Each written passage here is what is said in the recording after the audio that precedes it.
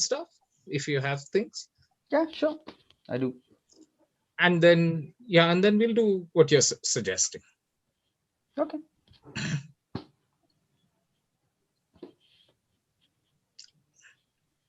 I mean, since Yeah, he's we are the live, so we can. Hello, everyone. Welcome to the Until Inside Science Fiction Book Club. We are here today to talk with Eliot Peper about his analog series and his latest book, Whale. We are waiting on him to join the session, but meanwhile, we have TG Shenoy with us, who is my very, very capable and knowledgeable, co-host. So, Shenoy, would you like to just kind of get us started a little bit while we are waiting on Eliot? Right. So, I mean, I don't like doing this, but comparing authors to other authors and stuff like that. But Eliot Peper is one author whose books sort of bridge the genres of science fiction and techno thriller. Some of them are like Michael Crichton meets, Kim Stanley Robinson meets Eliot Peper himself. So I was first introduced to him with Bandwidth, which is book one of the analog trilogy, and it was fascinating. The way it read, the ideas it had.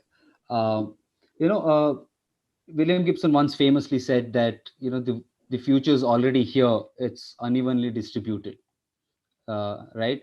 So in that sense, Bandwidth as a book that's it's near future, but it's more also near certain future, I would think. So what happens Bandwidth kicks off the analog trilogy. So what the in essence, what the central player of the analog trilogy is this company called the Commonwealth. Now, what's the Commonwealth? Now, think of every big tech company that you can think of. Think of Google, think of Amazon, think of Facebook, think of Apple, think of all these big tech companies, then mash them together with all these social networks that you can think of, be it Instagram or be it WhatsApp or Facebook or Twitter, and then mash it again together with all the other communication channels, news sources, and all sorts of transactional channels that we use, even financial, and you get an idea of what the Commonwealth is. Now, once a tech company becomes this powerful, it gets to make its own rules, right? And that's what happens in the analog trilogy. So much so that over the course of the trilogy, Commonwealth decides to call itself a sovereign nation, and no one can do anything. And by that time, or in the timeline of the analog trilogy, the nation states are there in sort of name only. So it is in this sort of near future that we come across people who are working for the system, one of who in Bandwidth has a change of heart and sort of decides to become a double agent for this place, or this group known as the Island, which is trying to sort of hack the Commonwealth and use that to target the 1%ers and take over the feed. Now the feed is the Commonwealth's big product, which feeds, as the name suggests, feeds everything that goes on in the world. All right, so everyone has their own digital feed, their own personal feed. It's with them all the time. It's ubiquitous, and you the society cannot function without the feed.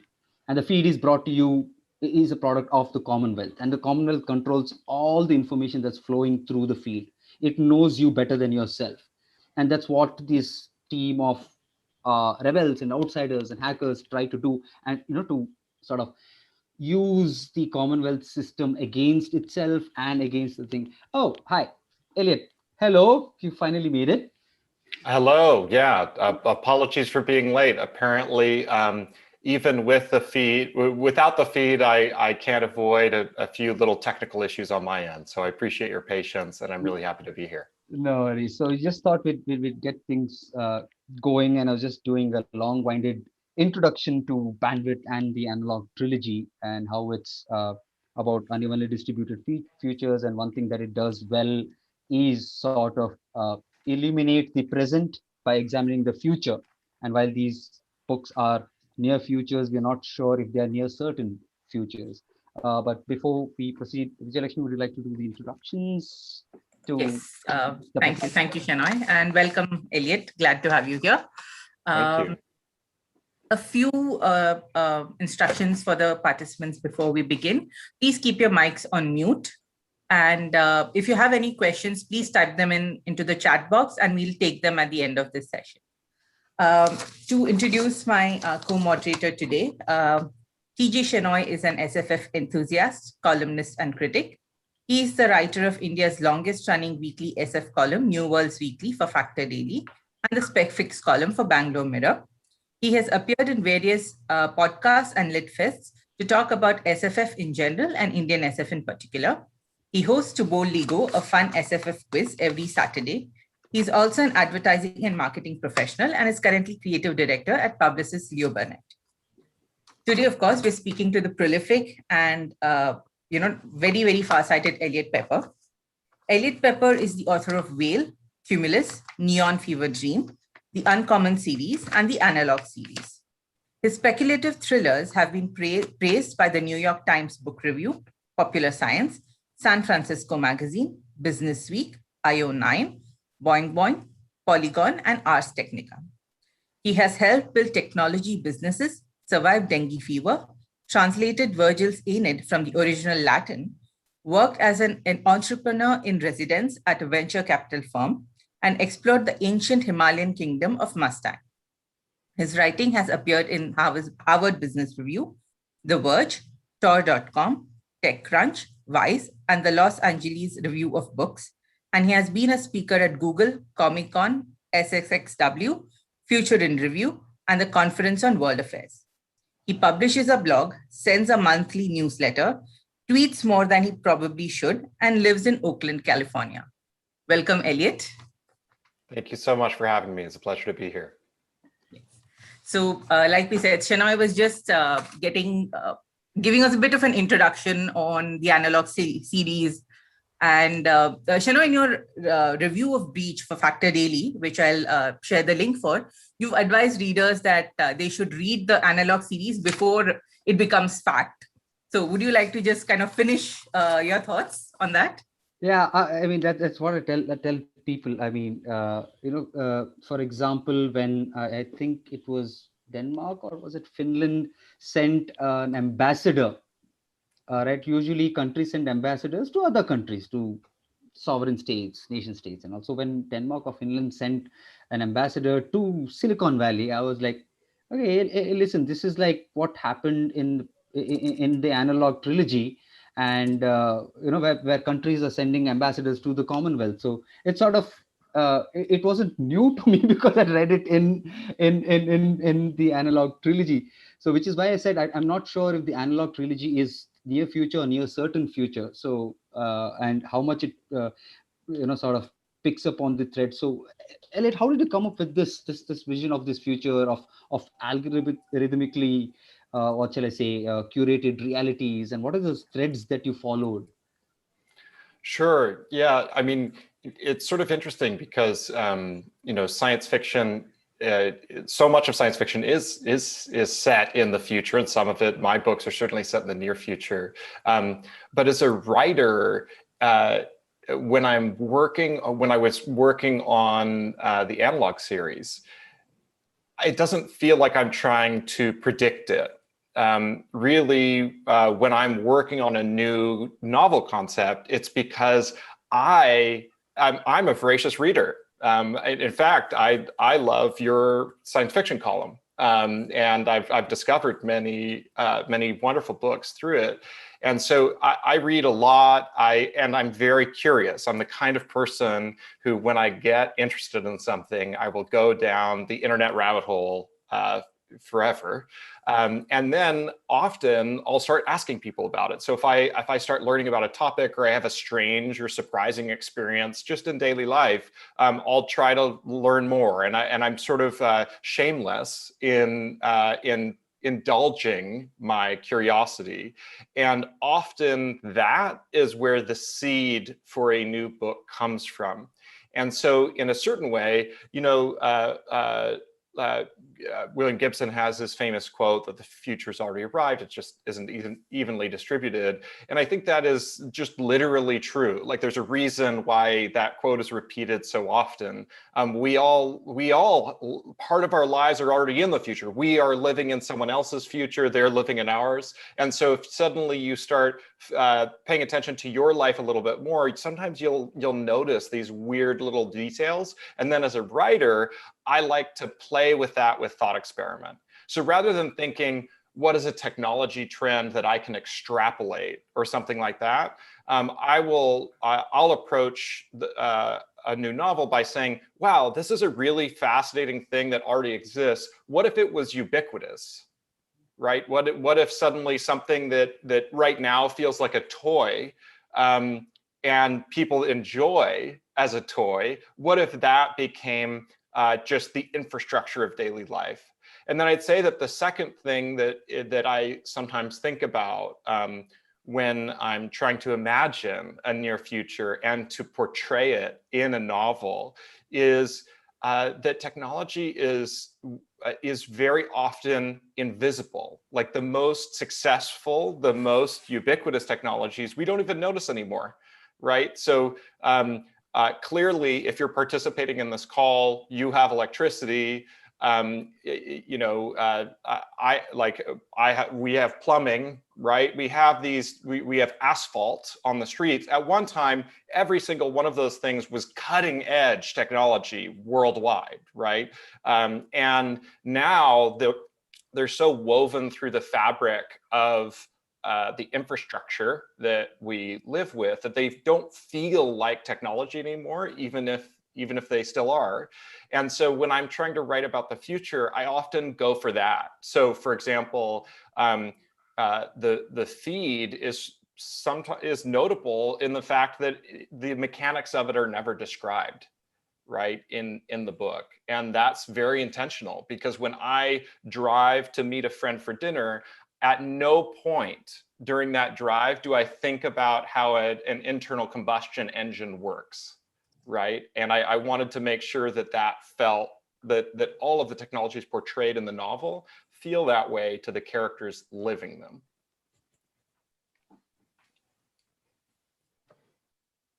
Thank you, Eliot. That was fascinating to know about how you go about ideating for these novels.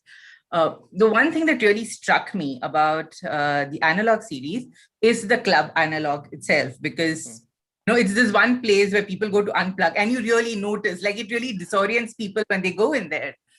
And it is a place that has a lot of historical significance as well, and social significance in the world of analog. Like Cory Doctorow gets a mention and stuff, but it's never really expanded upon. So I'd like you to tell us a little more about the club analog itself, and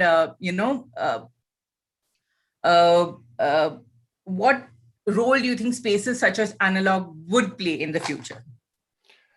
Yeah, great question. So analog was actually very fun to write, and partly it was because the idea came from a late night dinner that I had with my wife and a close friend of ours. And we had cooked and eaten together in the kitchen. And then we were, basically enjoying a bottle of wine afterwards and just waxing philosophical. And we were talking about how we would love to go to a place like Analog.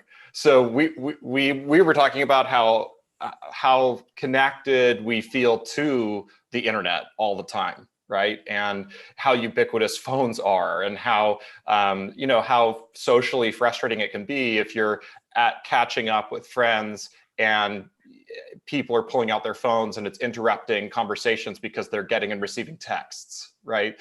And so we thought, wow, wouldn't it be wonderful yeah, to be able to go to a social club where it was completely off grid and you had no choice but to interact face to face. And initially we were thinking about it like, oh, wow, this would be fun.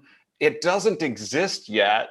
It seems like the San Francisco Bay Area would be a very good place for that because people are so engaged with the internet that it would be a natural place to want to get off grid. And maybe we should do that. Maybe we should open that or try to make that happen. And of course, that was way too much work. So instead, I wrote it into a novel. But as I was writing it into the novel, there was another experience that really influenced it. And it was that I have a close friend who's a designer, and we've collaborated on numerous projects over the years. And one thing he taught me about how he thinks about design is basically the importance of white space. So as an example, if you read the analog series, like whether you read it on Kindle or in a paperback book or a hardcover, when I think about words on the page, but as a designer, he's thinking just as much about the margins and the space between the words and the space between the lines, and that without that white space around it, it doesn't have the emotional weight, the thing you're trying to communicate or how you're trying to move people with the design doesn't work, and that white space is really crucial. And so as I was writing Analog, I realized that the analog club in the world of these novels is the white space for the future they live in, right? That if you could see how disorienting it was to be cut off from the feed, that would help the reader see how fundamental the feed is to the human experience in that future without needing to describe it directly. And so I loved that, and those were sort of the two really foundational pieces for the club itself. Okay, we'll get to Whale next, which expands on that a lot more. But at the heart of, in the background, there's a lot of talk about climate change also. I mean, there's a lot of tech and there's a lot of talk about climate change also in the Analog series, so much so that the Commonwealth decides to impose a carbon tax on companies. It's that powerful, right? They can just decide to do it, and they do. So which is about, brings me to two questions. It's this future of the analog in terms of helping Commonwealth, helping a better future, is predicated on the fact that tech companies like this, which have too much power, are have some sort of an enlightened leadership, or people with the heart at which is sort of contrary to to reality. So that's one bit of it, and the bit of it is like how important is climate change. I mean, which sort of reminds me of what I think Kim Stanley Robertson told you in one of your interviews, that we are all living in a science fiction novel that we are writing together. So if we have to write about reality or treat realism, we have to write science fiction. So it's two questions in one. What are your thoughts on them? Yeah, wow, those are big questions. So I would say, first of all, that to address the second one first, I think that there's this, as a writer of fiction, you become really attuned to how much fiction there is in our daily lives. So when we think of fiction, we usually think of like a Netflix series or a novel or a comic book, but we don't often think of things like money or the nation state as an idea, or all of these abstract concepts that really are very fundamental to our societies and our social lives, that are inventions, that are human inventions, right? Like things like money only work because we all agree to believe in them together, right? And they only work to the extent that we agree that. And when you see economies start to break down, sometimes it's because that shared belief is starting to fracture, right? So, when we're all born into a world that has a status quo, and often that status quo feels very concrete. It feels immovable. But it's important to remember that a lot of that status quo, there are certainly things that are the physical realities of the world, right? But that a lot of the status quo that we think is concrete is often a collective dream. It is like, that doesn't mean it's not important. It doesn't mean that it doesn't have enormous and dramatic impacts on people's lives. In fact, the opposite. But it also means that because it's a human invention, it can be reinvented, right? That history, like we interpret and reinterpret history as we live, and like the actions we take are what create the next bit of history, right? So we actually have agency in the world, sometimes more than we think, even in how we look at the world. And so I think that there is an underlying theme, frankly, in all of my books, and honestly, also, I think in all of Kim Stanley Robinson's books, that there's this underlying sense of optimism, that even if the world is terrible, and even if you can point to things like in Veil or the Analog series that are tremendously disturbing and scary and even worse than maybe that same independent variable today, that still there's this sense that the people in them are able to face that, and to try to move through it, and to try to invent something new in a way that is generous towards the other people in their lives, rather than just, I don't know, like getting as rich as they can, or just, something like that. So I think that there is that sort of underlying optimism about no matter how bad the world is that we're born into, that we are the only people who have the opportunity to change it right now. Right.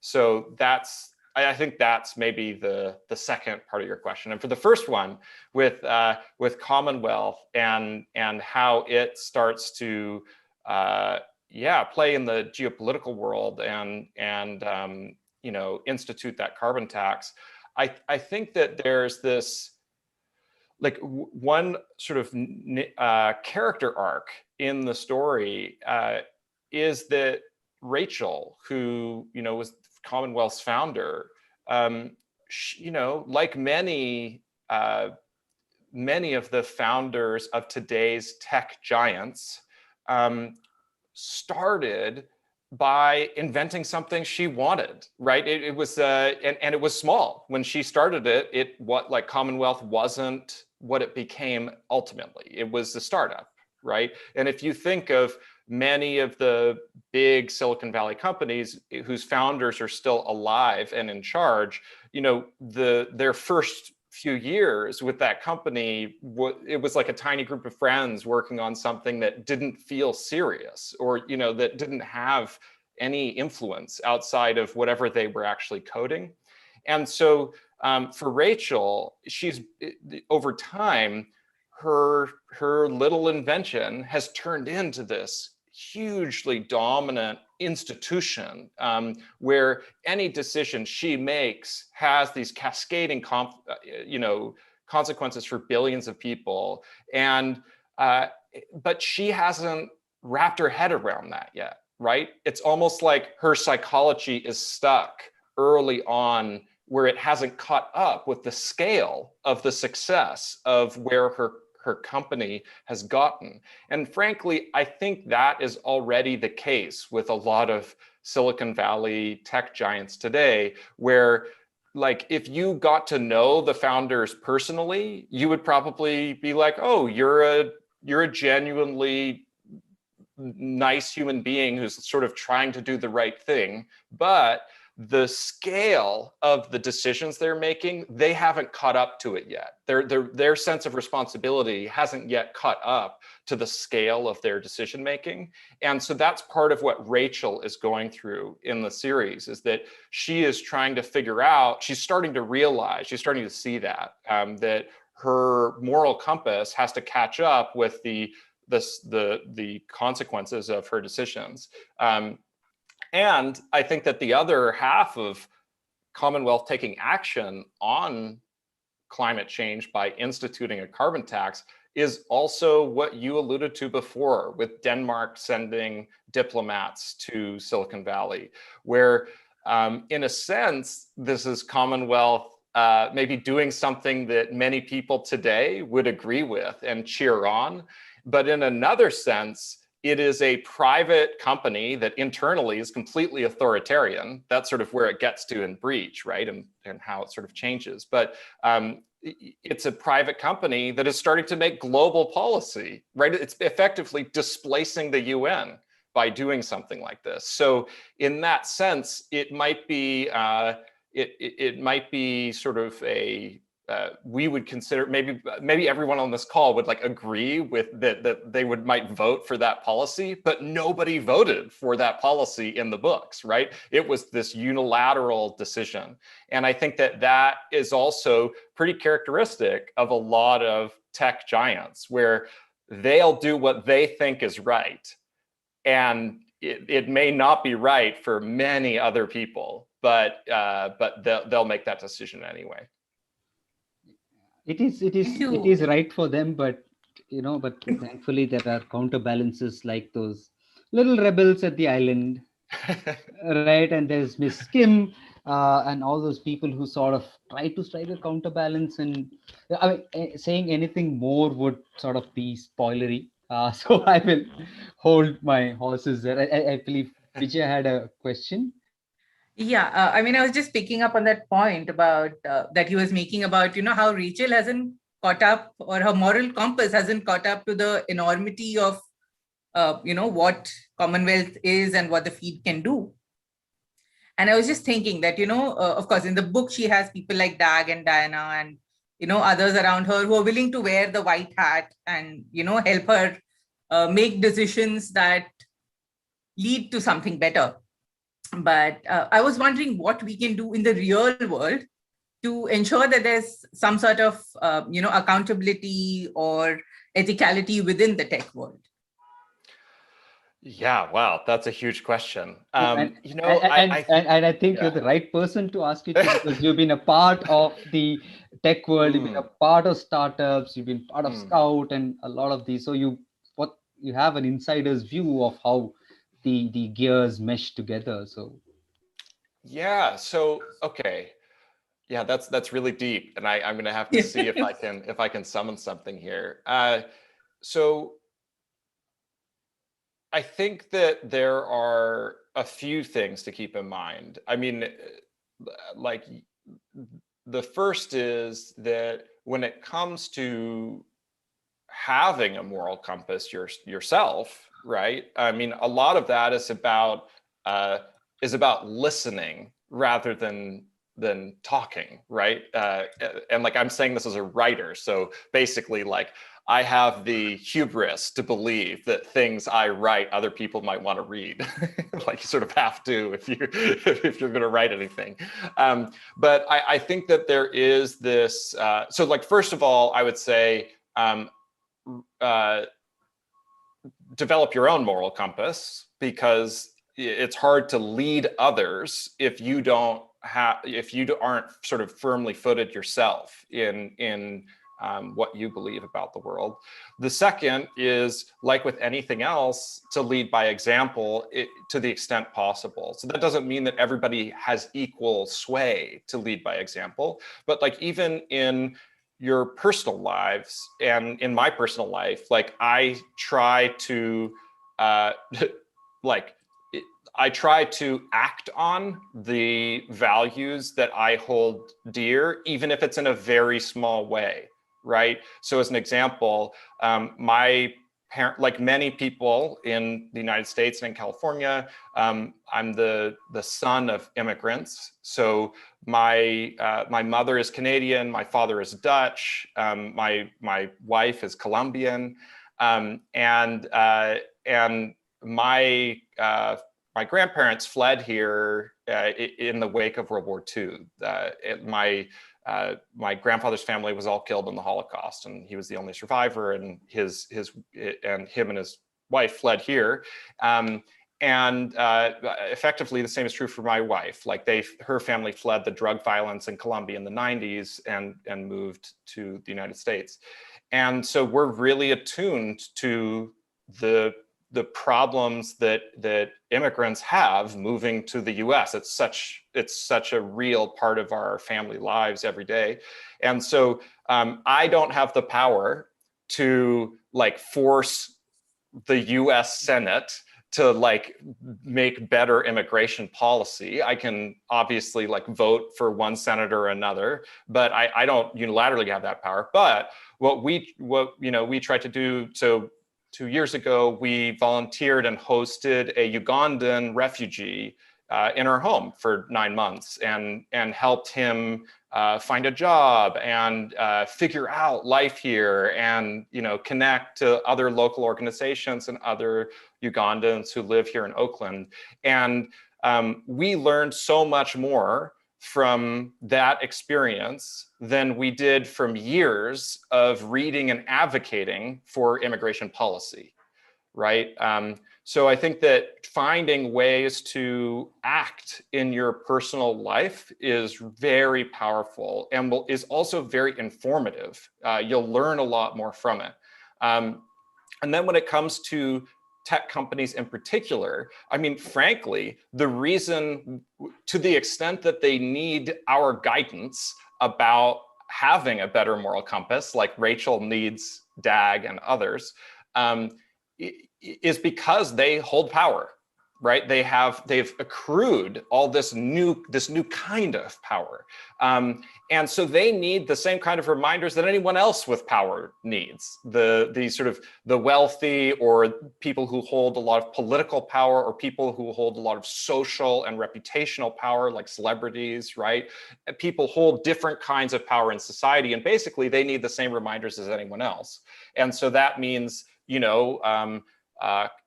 smart, critical, investigative journalism, for example, that can really keep an eye on what's going on. It means internally that if you're going to act morally, that means taking risk, right? Like you need to be able to stand up and say, like, hey, this is what I think is important, or why, knowing that could have consequences for your career or for your life. And if there isn't risk, then it's not a true moral choice, right? Then like actually doing those things. And I mean, like in my very small way, you were like, like from my experience, just working in various capacities in the sort of tech world, honestly, writing novels is a part of how I try to do that, because telling stories that can illuminate a new point of view on these issues is one way that you can encourage people to think differently. And in fact, telling a human story that moves someone is so often much more powerful than making an argument. Right. And so that doesn't mean you have to write novels. Like, it certainly doesn't mean that novels are like the best form of activism. Far from it. Like I mean, they're fun, right? Like novels are fun to read. And that's what really, you're taking someone on a journey. But even if you are trying to guide someone to, and reorient perhaps their moral compass because you have something that you can share to impart to them, like doing it through a story is often a really wonderful approach, and often has longer term sort of like a larger impact than sort of intellectually debating them. Right. Absolutely. Thank you. Yeah.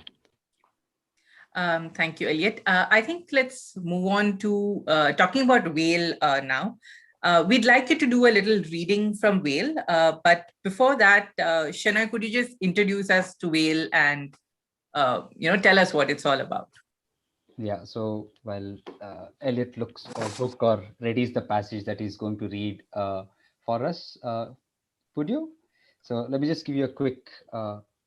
Okay, I do not have a passage prepared, so sorry, I don't know if I was supposed to have one. Okay, no worries, that's okay.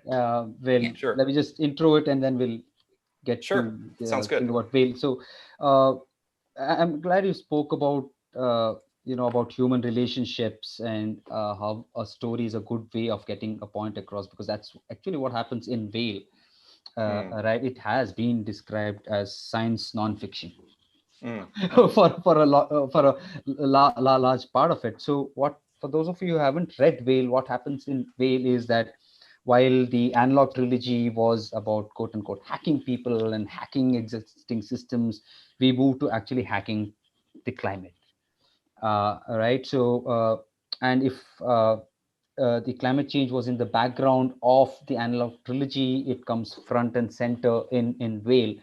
And there's a fascinating reason why it's called whale. So when a volcano, the Mount Pinatubo, exploded, it just sort of coated the earth with the ash, and during that period the temperatures on earth actually dropped because these particles were forming a veil around earth. So that's where the novel gets its title from, and that's what tech billionaire, one of the most powerful people, decides to sort of emulate. Tech is the solution to everything. Hence, tech is the solution to climate change as well. Which is, yes, we have thoughts on that. So that's basically one big thing. And counterbalancing, again, like with the analog trilogy, there's always a counterbalance, and that comes in the form of his daughter, who's seen firsthand millions of people die in a heat wave, and who quits her job as a diplomat to take this up. And so it's a, as always, like I said, it's science fiction, it's near future, hopefully it's not a near certain future. It's also a techno thriller, it's been plotted well.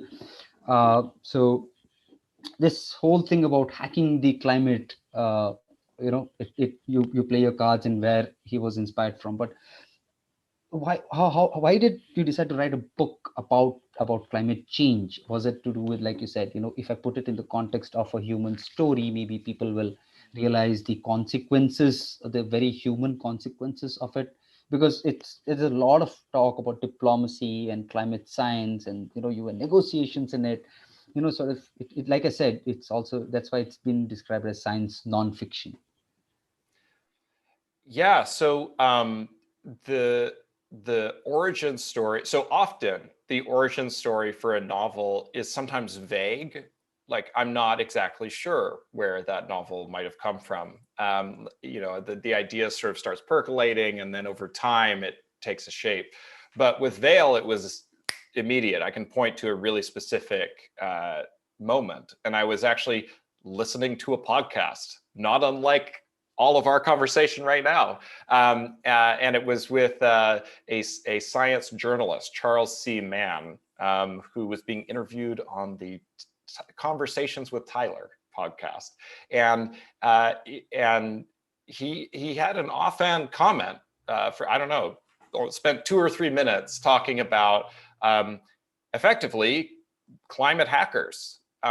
People who, that there have been a small group of scientists who for years have been researching geoengineering, which is basically refers to a basket of ideas for how you can intentionally change the global climate. So if you think about current, anthropogenic climate change, like burning fossil fuels, pumping carbon into the atmosphere and warming the earth because of it, like that was unintentional geoengineering, right? Like all we were thinking about was burning oil rather than what the exhaust would do. And then we did it at such a scale that it created that we did engineer the climate by accident. And so there are scientists that are now trying to think, hey, is there a way to do that intentionally in reverse? I mean, that's very oversimplified, but basically, are there ways that we could intentionally engineer the climate to try to mitigate some of the worst impacts of climate change? And so I don't know, he just described this in 2 minutes. And I immediately thought, seriously, like people are actually doing this? I mean, obviously that's a novel. Like, how have I not heard of this before? And so I then went down one of my rabbit holes. So I started reading scientific papers and reading books and interviewing scientists in the field, both people that are like climatologists who are looking at actual different kinds of interventions, but also political scientists who study the sort of the impact on international affairs and how it would sort of change the world order in certain ways. And so, so I started learning, and the more I learned, the more I realized, wow, like not only is this just fascinating intellectually, but as we were talking about before with the scope and scale of the decisions Rachel had to make with Commonwealth, doing something where you are intentionally manipulating the global climate, like it's hard to imagine any other human decision that has like that kind of scaled impact, right? Where your decisions are shaping so many people's lives, and what if they're not participating in those decisions? I mean, I guess like nuclear weapons would be another example of that, right? Where if you press a button, it could reshape the world. But this is clearly one of those things. And while everybody has heard of nuclear weapons, very few people are familiar with the work that the research that scientists are doing into geoengineering. And so by sort of learning about that, that's where sort of the seed for this story came from. And then the second part of your question was about how do you translate that into a human story? And that was actually one of the hardest things with Vale. That was one of the hardest parts of the novel, was to figure out, okay, you have this idea, this technology that people are playing with that could have these just enormous consequences, both intentional and unintentional. How does that become a human story? How does that become a human story on a human time frame?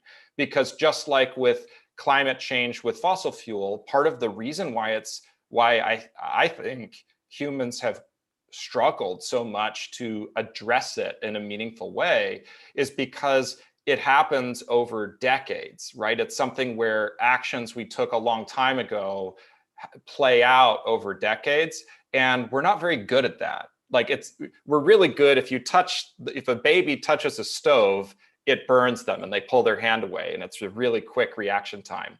But whenever you have these big issues that are on long time horizons where we know it's a problem, but like it takes a long time to have the feedback loop go from like our action to the reaction, that's where human psychology is just not as well suited. And so figuring out how to turn this story into something that didn't take 500 years to tell, was a big creative challenge. And so I actually spent a lot of time working on that before actually starting to write the rough draft. Yeah, and also I noticed that India gets the short end of the stick, but then there's a precedence for that as well. Chhattisgarh and all the cities and the drought in Chhattisgarh. But then, of course, that's historical too. When the other volcano erupted and the whole of the Indian subcontinent suffered. And that's why I said I hope this doesn't come through, because we're going to get caught in the middle again. So yeah, no, it's terrifying. And like that was straight out of scientific papers. So basically, this style of geoengineering it's called solar geoengineering, where you basically create this veil that reduces a tiny amount of incoming sunlight and so cools the planet. It will disrupt weather systems around the world. And one of the weather systems that scientists are very concerned about it disrupting is the monsoon. And if it disrupts the monsoon, you're going to have a drought in South Asia. And so it's extremely terrifying for that reason. Yeah, which makes it all the more urgent that people educate themselves with papers or articles, listen to scientists, if not read a book like Whale to see the very real human impact. Which is why I do, when somebody talks about climate change and what it could be, I say, like, here, read Whale. We probably give you a perspective on things, and also from the fact that it's not always that you can hack your way to anything. So that way, Vijaya, over to you. I think you may be on mute, or I can't hear you. Yeah, you're on mute.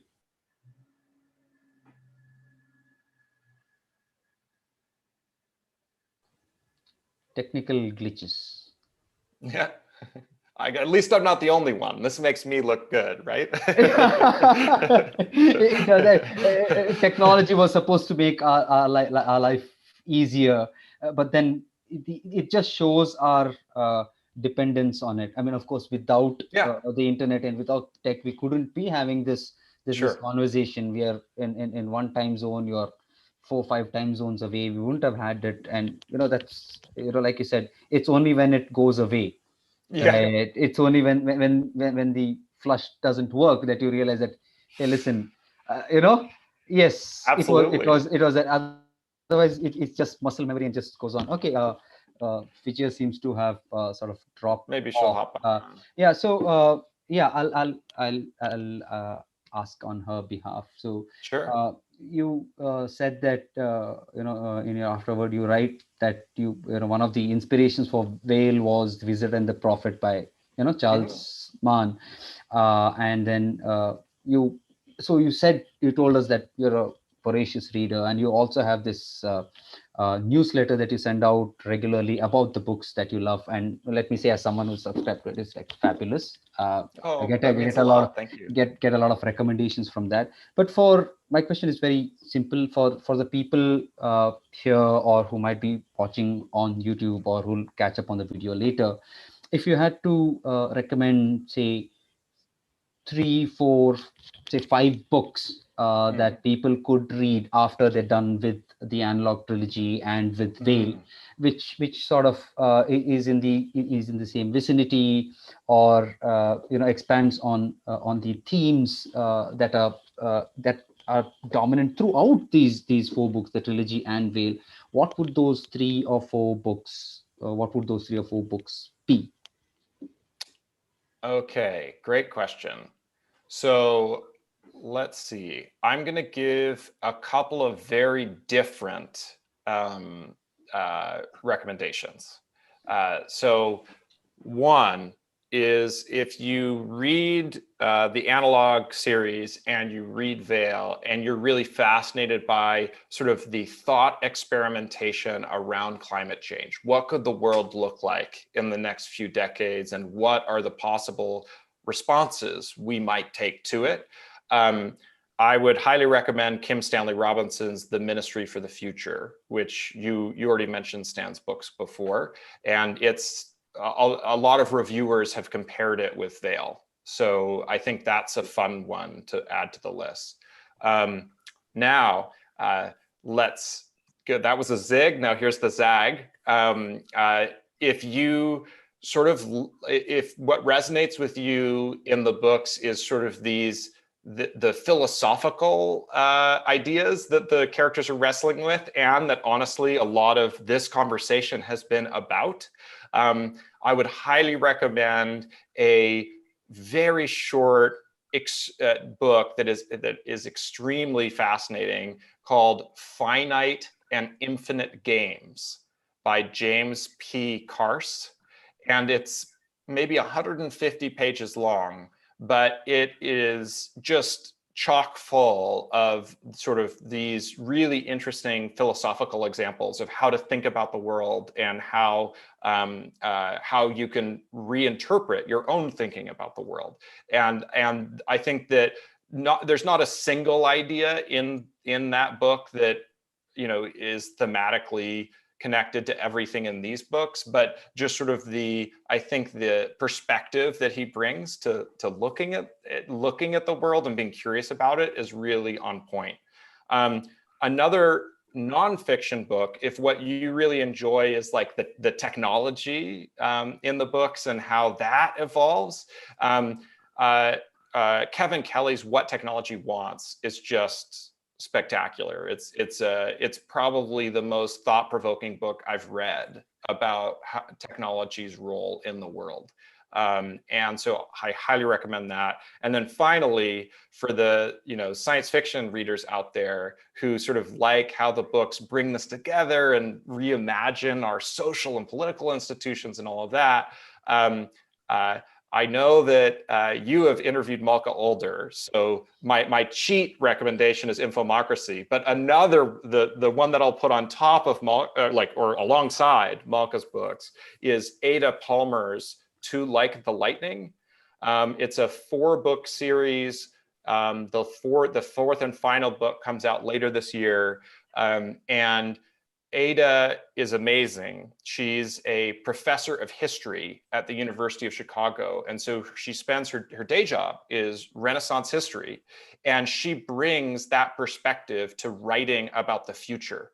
And so where a lot of science fiction is focused on science and technology, she brings the same imagination and creativity to imagining social and cultural evolution over time.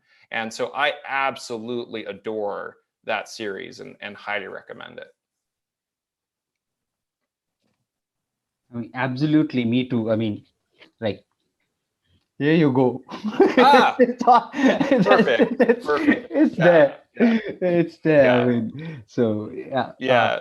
I was lucky enough to have a chat like this with Ada and Malka a couple of years back, and I was sort of like, oh man, this makes me so happy that like you could have the Infomocracy series, the Ada series, and the Analog series together. They're a great pairing. Yeah. Yeah, but Whale would make a very good Netflix series. I do think. Oh, thank you. We should tell Netflix.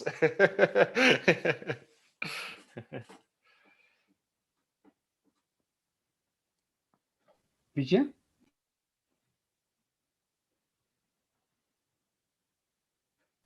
Vijaya's screen is hung again, so she's asked you to take over, Shenoy.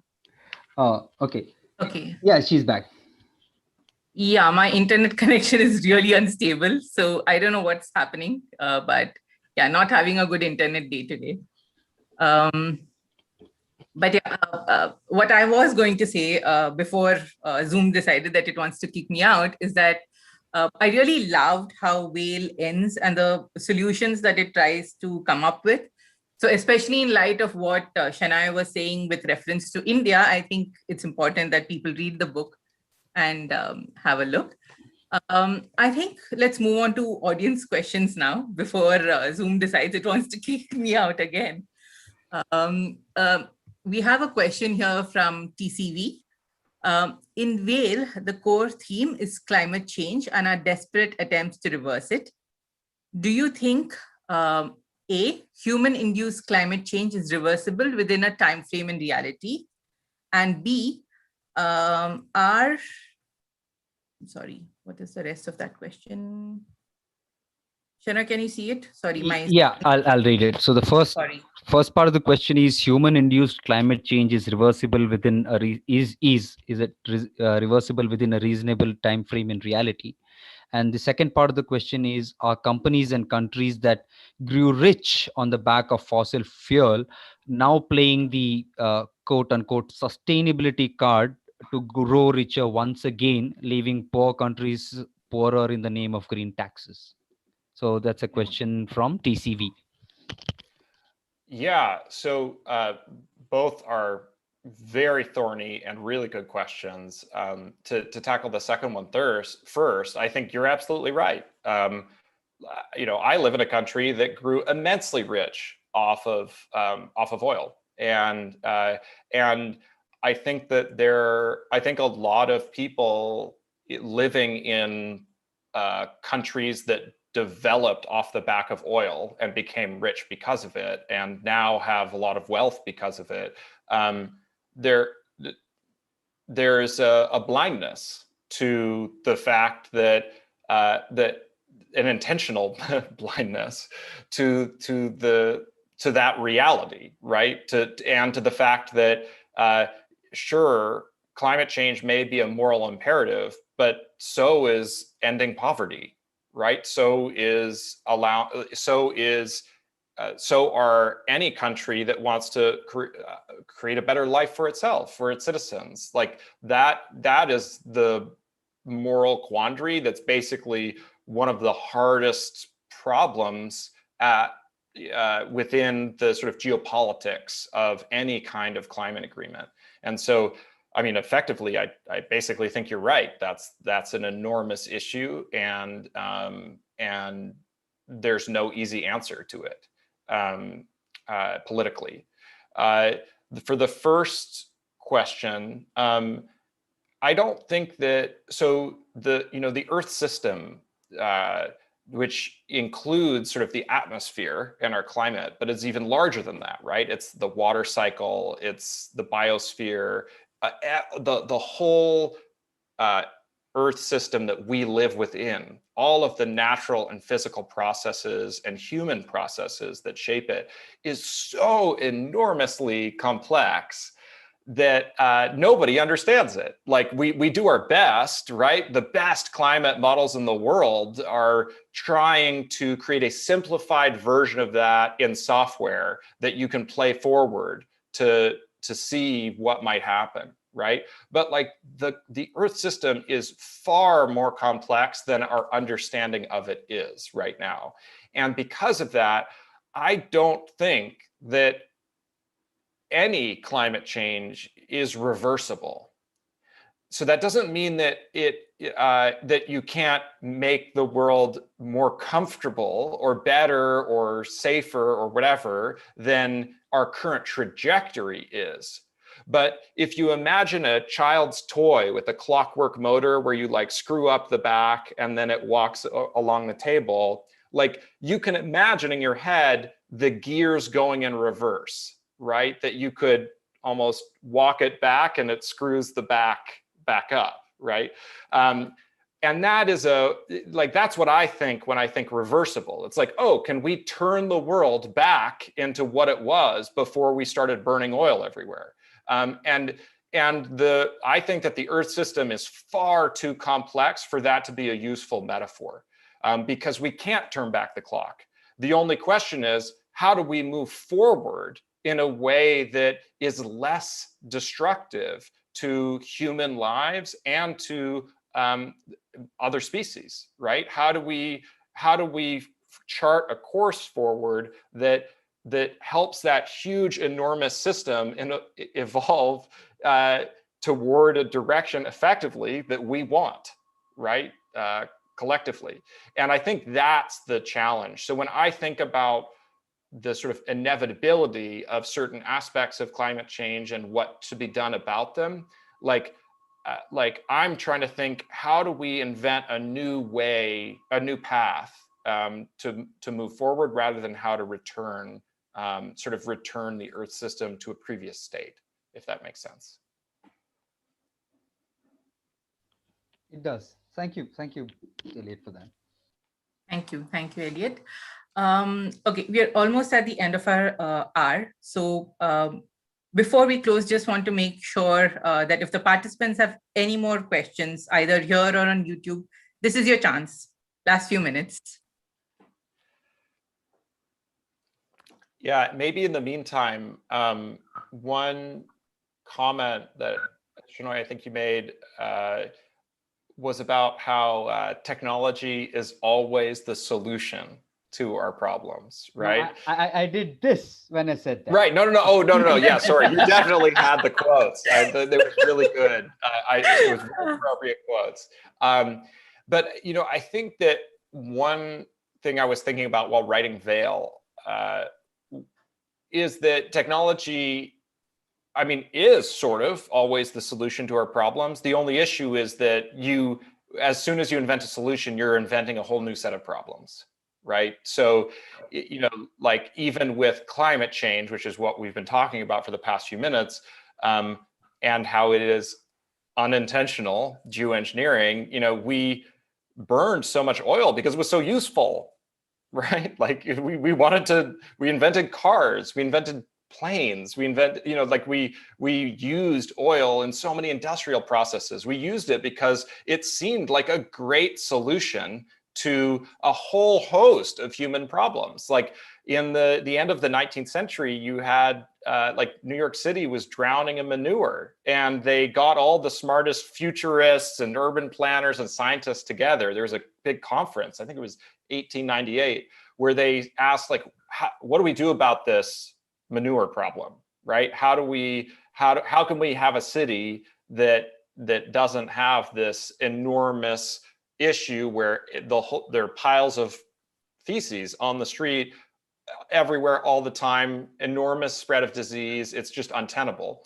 And the result of the conference in 1898 was that all of those experts got together and said, it's impossible. The only thing humans can do is not have cities this big.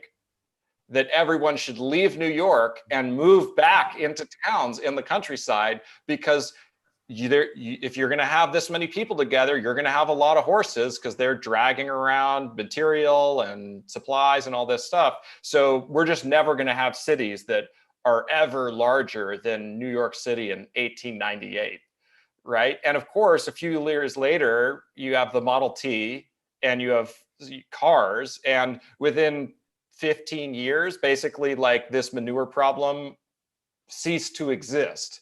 And that's part of why we have urbanization and live in these massive cities that we do today. And because of that, so horses caused the manure problem, and then we solved the manure problem with cars, and now we have climate change, right? So it's like this endless, it's an infinite game. You're always trying to solve the next problem, knowing that you're going to invent a new problem that you're going to then have to solve afterwards.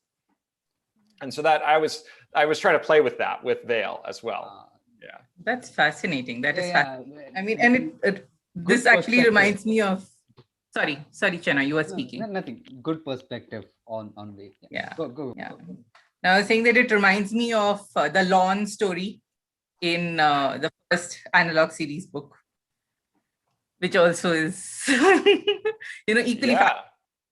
There's so much you can learn from history if you read it as stories and, don't think of them in terms of dates. But yeah. Right, And I must say that the thing that I really, the passage that I keep going back to in the books has nothing to do with tech. It has to do with gardening, where you talk about gardening, there's no such thing as a green thumb, and you just need to love plants for what they are. And I must say, beautiful books that I really enjoyed reading. And I hope that everyone who's been here today and everyone who watches this later will definitely pick up Eliot's books. I think there are no more questions that have come on. So let's close this for the day. Thank you, Eliot, for coming and sharing your perspectives with us and speaking to us. This was really insightful. And I know that I am leaving with a lot of food for thought, and I'm sure others are as well. Thank you, Shenoy, for handling all my technical glitches and generally being an awesome co-host. Thank you to the team at Hasgeek, Rishwin, Zainab, David, Jyotsna, everyone on the back end who help us every month to bring these conversations to you. And of course, thank you to everyone who attended. I hope you all enjoyed and that you will pick up the